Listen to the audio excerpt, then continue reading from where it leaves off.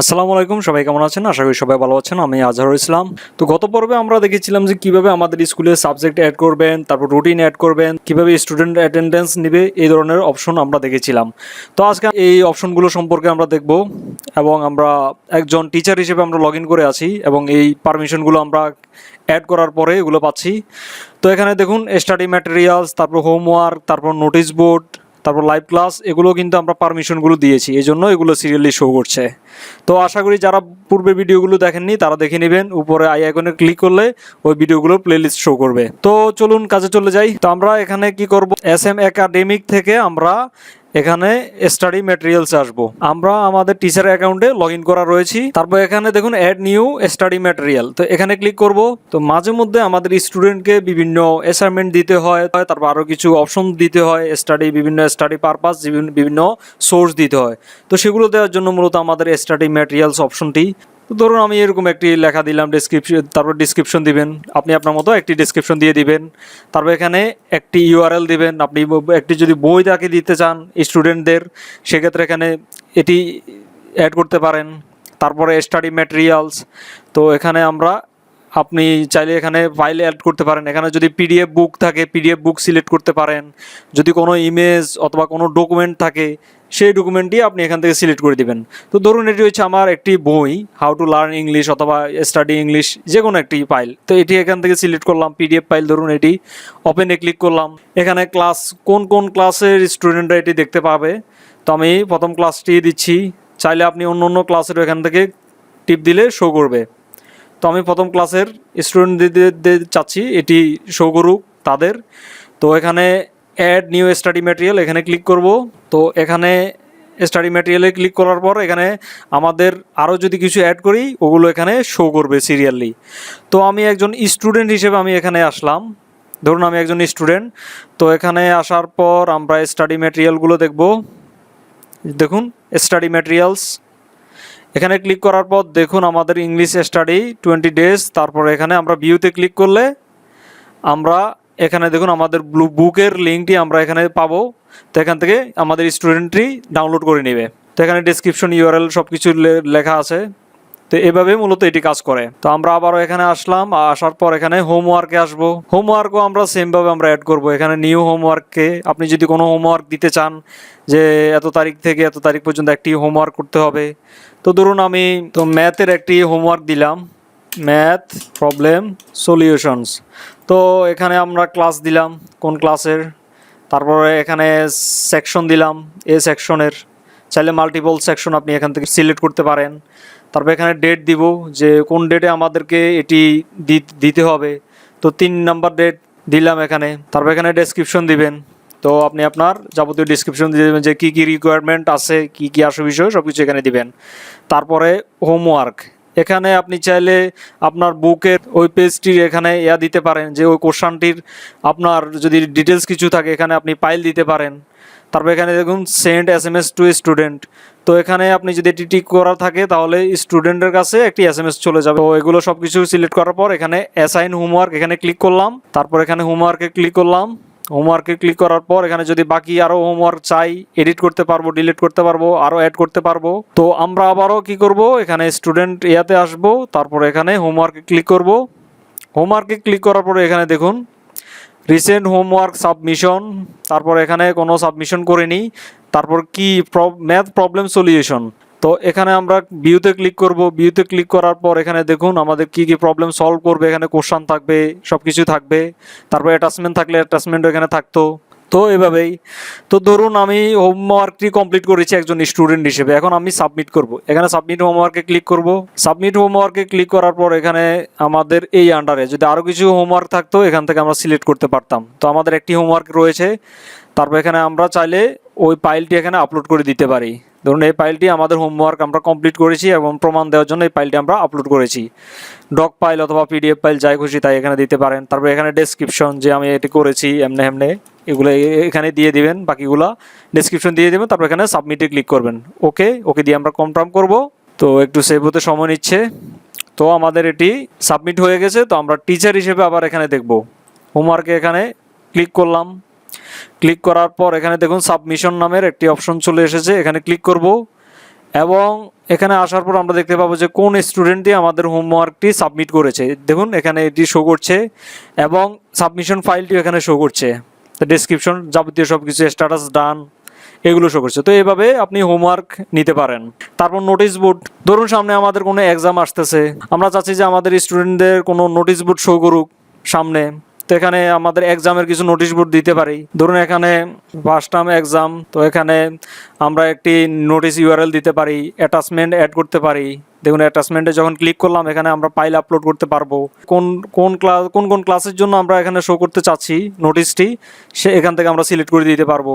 এখানে অ্যাক্টিভ, তারপর এখানে অনেক কিছু দিতে পারেন। এখানে দেখুন অ্যাড নোটিশে ক্লিক করলাম, ক্লিক করার পর নোটিশ অ্যাড হয়ে গেল। আমরা এখানে আসবো, আসার পর এখানে নোটিশটি দেখব। এখানে ক্লিক করার পর দেখুন এই যে নিউ একটি নোটিশ চলে এসেছে, ফার্স্ট টার্ম এক্সাম, এখানে ক্লিক করলাম।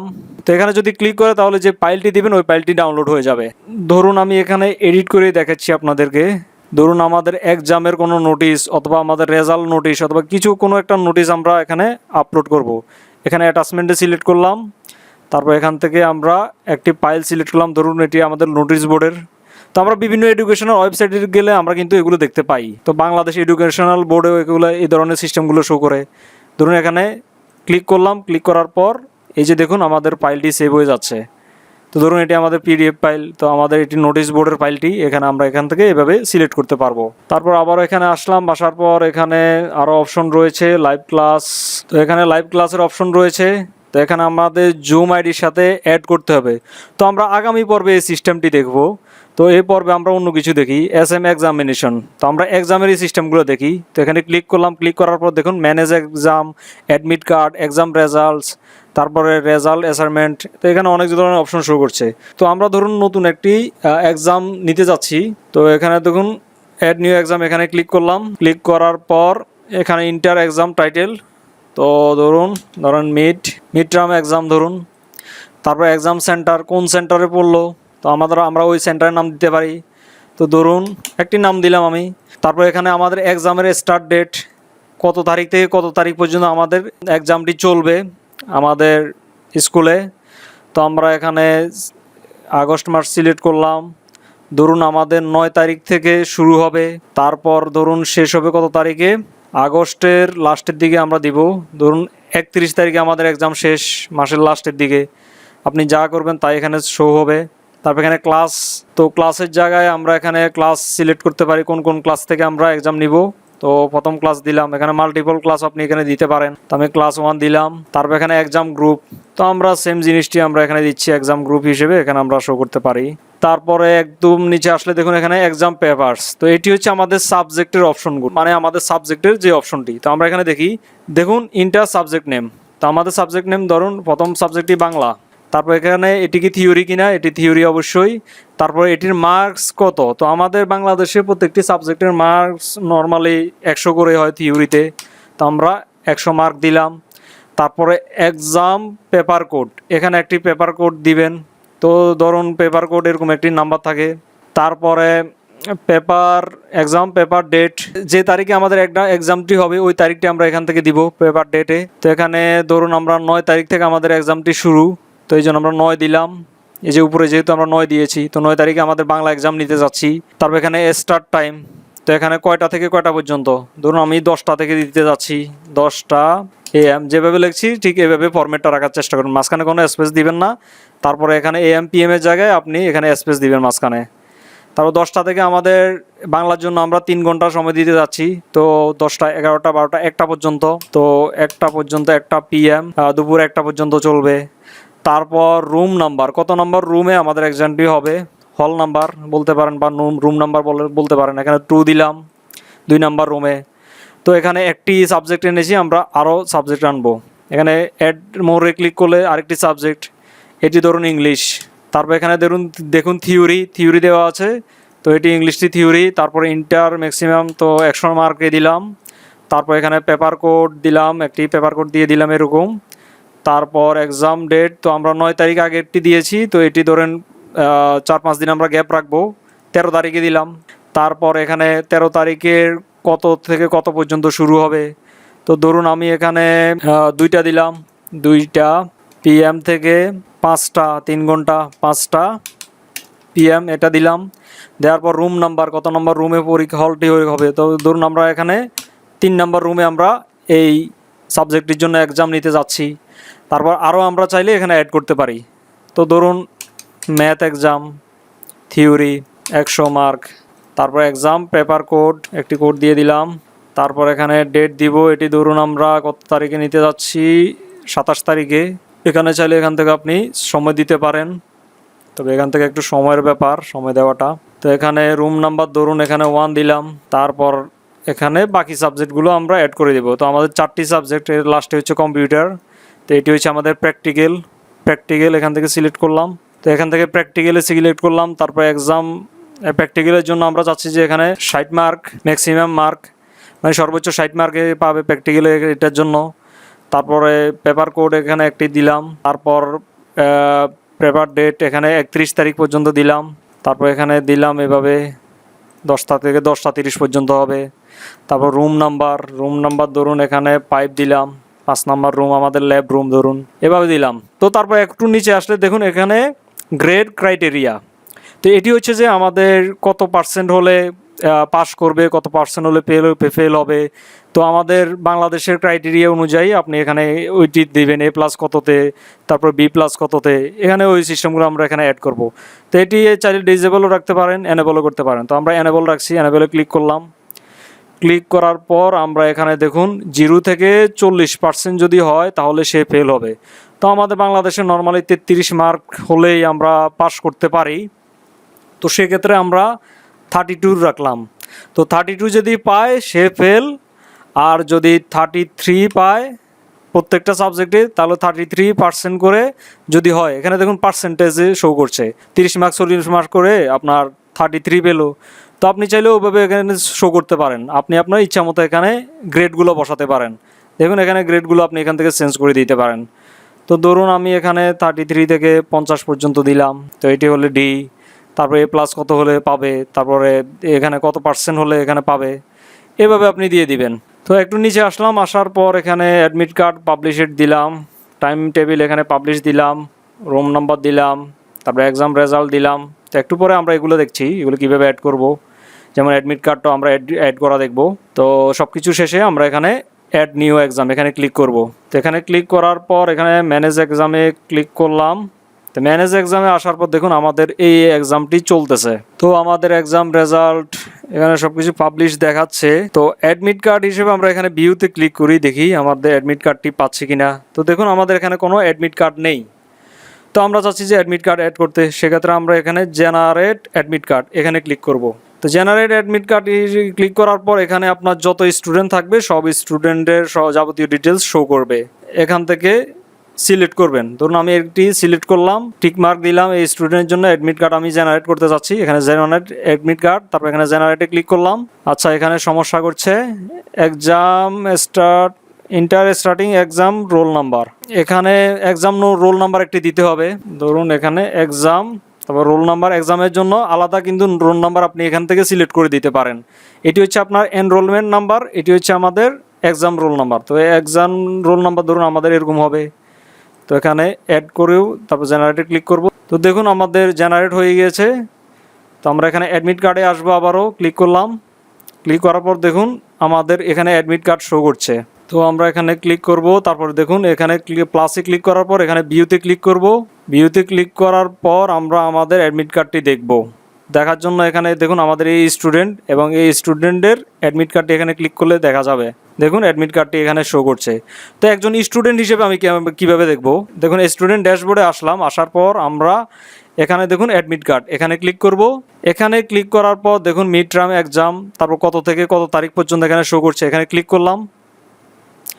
ক্লিক করার পর আমাদের এখানে দেখুন যাবতীয় সব কিছু শো করছে।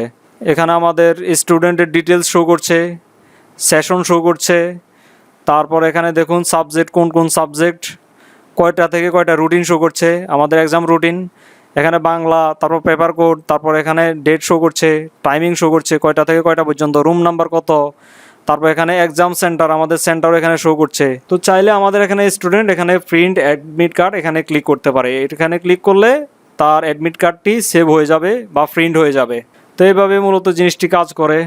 তো আমরা এখানে দেখুন আরও অপশন এখানে শো করছে, ইভেন্টসও সেমভাবে অ্যাড করে যেভাবে আমরা নোটিশ বোর্ড দেখেছিলাম। এখানে দেখুন ক্লাস টাইম টেবিল। তো আমরা যখন আমাদের ক্লাস টাইম টেবিল অ্যাড করেছিলাম অ্যাডমিন হিসেবে, আমরা যখন টাইম টেবিলটি অ্যাড করেছিলাম মানে ক্লাস রুটিন, তো এখানে দেখুন আমাদের ওই ক্লাস টাইম টেবিলে শো করছে যে আমাদের ক্লাসের টাইম, ক্লাসের রুটিন এখানে শো করছে। তো এখন আমরা দেখব যে এক্সামটি হওয়ার পর আমরা এক্সাম রেজাল্টটি দেখব। তো সেটি দেখার জন্য এখানে এক্সাম রেজাল্টে আসবো, ক্লিক করলাম। এখানে ক্লিক করার পর দেখুন মিড টার্ম এক্সাম। তো আমি ধরুন একজন টিচার হিসেবে আমি এখানে রেজাল্ট অ্যাড করব। তো এখানে অ্যাড রেজাল্টে ক্লিক করলাম। তো এখানে সিলেক্ট স্টুডেন্ট, তো এখান থেকে আমরা আমাদের স্টুডেন্টগুলো সিলেক্ট করতে পারবো। তো এখানে একটি স্টুডেন্ট দেখাচ্ছে, এটি সিলেক্ট করলাম। তারপর এই স্টুডেন্টটি কোন সাবজেক্টে কত পেয়েছে কাগজ কাটার পর, তারপর মার্ক টার্ক দেখার পর আমরা কি করব, এখানে তার নাম্বার দিয়ে দিব। তো ধরুন সে বাংলাতে 100-তে 90 পেলো, তারপর ইংলিশে ধরুন 80 পেলো, তারপর ধরুন ম্যাথে পেলো 95, তারপর কম্পিউটারে এখানে 60 দেওয়া রয়েছে, তো 60-এর মধ্যে সে 50 পেলো। তারপর অ্যাড এক্সাম রেজাল্ট এখানে ক্লিক করব। তো এখানে এক্সাম রেজাল্টে আবার ক্লিক করলাম। ক্লিক করার পর এখানে লিস্টটি শো করছে অ্যাড রেজাল্ট, তারপর পরক্ষণে এখানে আবার চেঞ্জও করা যাবে। তো আমরা স্টুডেন্ট হিসেবে এখানে আসার পর আমরা আমাদের রেজাল্টটি দেখব। রেজাল্টটি যেহেতু পাবলিশ করেছি, তো এক্সাম রেজাল্ট এখানে ক্লিক করলাম। এখানে ক্লিক করার পর দেখুন মিড টার্ম এক্সাম, তারপর কত থেকে কত পর্যন্ত, এখানে ভিউতে ক্লিক করব। ভিউতে ক্লিক করার পর এখানে এক্সাম রেজাল্ট শো করছে, তারপর এখানে সেকশন, তারপরে ক্লাস নাম্বার সব কিছুই আমাদের ডিটেলস শো করছে। তারপর এখানে র্যাঙ্ক শো করছে, তারপরে এখানে কোন সাবজেক্টে কত পেয়েছে, তারপর এখানে যে দেখুন পার্সেন্টেজ এত পার্সেন্ট, তারপর গ্রেডে আছে সবকিছু, এবার আছে এ গ্রেড পেয়েছে, তারপর কোন সাবজেক্ট আলাদা আলাদা এখানে শো করছে। তো এভাবে মূলত সে দেখতে পারবে, চাইলে সে তার এক্সাম রেজাল্ট এখান থেকে প্রিন্ট করতে পারবে স্টুডেন্ট হিসেবে। তো এখন আমরা একজন টিচার হিসেবে দেখতে যাচ্ছি যে কোন স্টুডেন্ট কি রেজাল্ট করেছে। তো সেটি দেখার জন্য আমরা এখানে দেখুন একদম নিচে একটা অপশন রয়েছে রেজাল্ট অ্যাসাইনমেন্ট। তো এখানে আসার পর এখানে ক্লাস সিলেক্ট করব, কোন ক্লাসের স্টুডেন্টের রেজাল্ট দেখতে যাচ্ছি, এখানে সিলেক্ট করলাম। তারপর সেকশন এ, তারপর এখানে এটি ক্লিক করলাম। ক্লিক করার পর আমাদের স্টুডেন্ট লিস্টগুলো এভাবে শো হবে, যাবতীয় সব কিছু শো করছে। তো দেখুন ওভারঅল রেজাল্ট, এখানে ক্লিক করব। ক্লিক করার পর আমরা এখানে দেখতে পাচ্ছি যে আমাদের স্টুডেন্টটি কীরকম রেজাল্ট করেছে, এখানে সব কিছুই শো করছে। তারপর এখানে আমরা ক্লিক করে দেখি, এখানে দেখুন আমাদের সাবজেক্ট ওয়াইজ শো করছে। তো এইভাবে মূলত সিস্টেমগুলো কাজ করে। তো আজকের পর্বটি এই পর্যন্ত। আগামী পর্বে আমরা বাকি অপশনগুলো নিয়ে আলোচনা করব। তো সেই পর্যন্ত সবাই ভালো থাকুন, এবং ভিডিওটি যদি ভালো লাগে তাহলে অবশ্যই লাইক করবেন, শেয়ার করবেন, এবং চ্যানেলটি যারা সাবস্ক্রাইব করেনি তারা প্লিজ সাবস্ক্রাইব করে নেবেন। তো আল্লাহ হাফেজ।